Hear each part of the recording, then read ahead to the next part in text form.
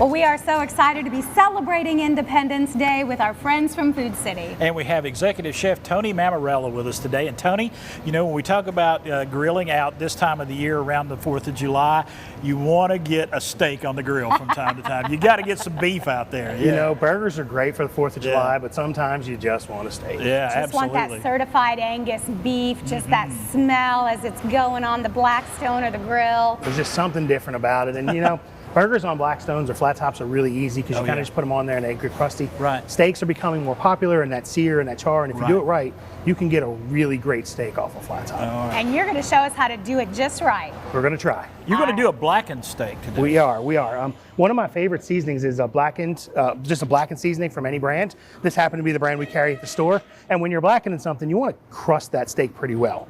Now, to combat that, we're actually going to make a blue cheese cream sauce as well. Oh. So that blue cheese cream sauce is going to kind of balance it a little bit for us. It'll kind of keep the flavors going pretty well. But as you can see, I crusted our steaks pretty heavily with that. And they're going to take the longest. And you can see my Blackstone is smoking. So I want to make sure I get those on there pretty quickly. We're just going to pick a spot. There's the best sound in the world. We're going to put them on there and we're going to just let them go. Now, I will tell you that doing blackening outside is far better than doing it in your house. Yes. Because the air helps absorb some of that blackening. Gotcha. When you do it in your kitchen, you will choke and cough and it will be a comical time. You have got to have a good fan if you're doing Out it inside. here, the neighbors can worry about it. It'll be okay. Exactly. And I love how you did the seasoning. You literally poured it on and kind of pressed it in so you get a lot of that. Absolutely. We want to make sure that's on there and it's very, very well cooked. So we're going to add some mushrooms. Yes. Oh, I love it. Everybody likes mushrooms. On their steak, there's nothing like it, right? Oh, yeah. So I'm adding them actually not to do the steak, but to do them with the broccoletti. Ooh, okay. Okay, so we have those on there. Broccoletti is one of those things that it's kind of not newer, but it's trendy, I guess you would say. Yeah. And it's just long stem broccoli with the leaves, and it's actually good to have that on there. Can I grab that water bottle from you, sir? Absolutely. So we're going to put them on our flat top, and then we're just going to add a little bit of water, and we're going to let that steam. So you're just basically... And it'll steam right there on the Blackstone. Make it steam right there. If you have a lid to put on it, you can. You don't need to, but it works for that. And then for our mushrooms, I have a pre-seasoned compound butter. Oh. So Kerrygold actually makes this particular one, and it's a garlic and herb butter all mixed together all in one thing. Nice. So it's completely ready to go. I'm going to put that on our mushrooms. It'll all work together and kind of go from it. Oh, it's got the garlic. You can really see it in the inside. That looks so good. It's excellent to work with. And sauteing mushrooms, especially with a really good piece of beef, that flavor combination is, I mean, it reminds you of summer. It really does. Absolutely. So we also have a little burner. A lot of our grills nowadays have a side burner or something we can work with. So I'm going to just keep adding water to this and just keep letting that steam. Okay. And then we'll take our spatula and we'll just move them around a little bit, flip them over, just to kind of get them to where they're starting to soften. And look how vibrant they're getting. Yeah. We were talking earlier about blanching them. If you're doing it in a saute pan, it's nice to be able to blanch them first. So drop them in really hot water, 2 or 3 minutes, get the color out in them. They'll turn bright green, and then get them in cold water. And then they're ready for you to saute or to work with or add whatever you're trying to do with. So with this one, we have our butter in there, and we're actually going to throw some onions. Oh, goodness. There we go. And we have a few extra mushrooms, so we're going to put them in there as well. Of course. So we're having steaks with mushrooms and onions. I mean, is that not perfect? And broccolini, too. So we have that on high, and we're just going to let that try and go and cook. That butter's melting down. Our mushrooms here are starting to soften. We can throw our extra onions on there, too. Oh, yeah. Because why not? So good. And now let's hurry up and wait, because with a steak, you really just got to let it go.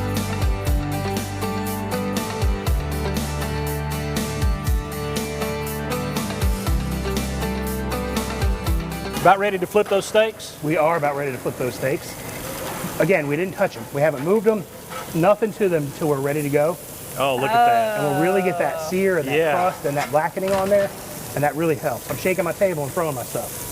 That's and all right. Tony, you said that's probably the biggest mistake people make is they do too much activity with the steak. It always is. People are moving them and scooting them, and they really just need to forget about them. Just set them on there and let them go. Let them go. So we got those on there. We're going to add a cream to these. Our onions and our mushrooms are starting to get soft. Okay. We're not adding a whole lot. We're really just adding enough to make the sauce we're looking for. Nice. Okay. And that's going to help bring that up. Once it boils, then we'll add our blue cheese in a minute. Oh my gosh, that is going to be that's going to be rich, yes. It's going to be pretty good for you. Now, our potatoes. It's a holiday. A tiny bit of that butter right in the center. We're going to take our potatoes and we're going to put them right in the butter. Right. And then we're going to take our spatula and we're actually just going to smash them. And you said you prepped these ahead of time. We did. put them in the microwave for a few minutes. But you can steam them, you can boil them. It's really just about getting them cooked ahead of time and then using them when you're ready to eat. So as you can see, they smash pretty easy. The finer you get them, the flatter you get them, the more crisp you'll have on those. Oh, yeah. And you'll get a better flavor all around. But overall, it's just a pretty simple way to do it. And I love that potato, that yellow potato. Those Yukon, little baby Yukon Golds are so good. So we're gonna let those crisp up a little bit. We're gonna add a little more butter because, well, we have to add a little more butter. We need the garlic part of the I don't think butter, there's enough flavor in there. So on our broccoletti, I'm gonna use the same butter because it's always that garlic and those seasonings. That'll help work that out. And as you can see, our cream sauce is boiling. That milk did not take very long. Because we're using heavy cream, it boils very thick, very quickly. It thickens very quickly, and then we're going to add our blue cheese crumbles right to that. Oh my goodness! Very decadent. I mean, yes. It's good low I could calorie. eat that with a spoon, Chris. That looks so good. If you love blue cheese, which I do, that looks. Don't tempt me. Yeah. So with that, we're literally just going to stir it and melt it. And you know the nice thing about blue cheese. Oh, look how that thickened up. Everything is smell. different thickness and different consistencies. Oh, so smell. that blue cheese. Yeah. Right. Some of it's going to melt really quickly. Some of it's not going to melt. Our broccoletti is about ready, so I'm going to add our mushrooms and our onions into that. We're just getting all our flavors together. I have a little bit of salt and pepper we can add to our potatoes, just because potatoes are a very, very, very neutral flavor. Right. So don't be afraid to season your potatoes a little bit. Okay. Makes it a whole lot easier when you're flavoring it, when you're cooking it, to work with. Tony, I want to come to your family gathering. I mean, this is beautiful. So we're going to plate these now. Our Okay. steaks should be pretty close. We're going to take our broccoletti, we'll work those down. This is going to be a beautiful plate.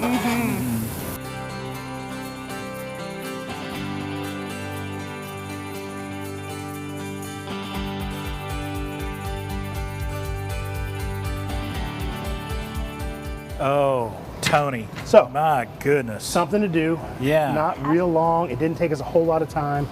It was all done on our flat top.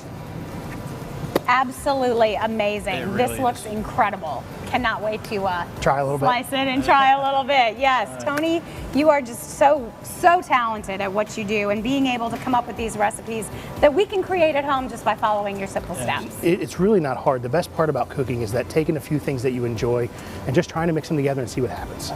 I see Chef what Tony happens. Mammarella, thank you so much. Thank you. Folks, you can say happy 4th of July and celebrate America's 250th birthday with an amazing plate of food. And you can find all of these ingredients at your local Food City. And we want to remind you to get out and enjoy the Pepsi fireworks presented by Food City at Freedom Hall in Johnson City Saturday night. But if you can't make it, you can catch all the fun from the comfort of your own home. Our coverage gets underway with Spirit of America, Celebrate 250 at 7 p.m., followed by the Declaration in the Sky fireworks show live on News Channel 11, ABC Tri-Cities, and WJHL.com, plus the WJHL Plus app available on Roku, Fire TV, Apple TV, and Samsung Smart TV.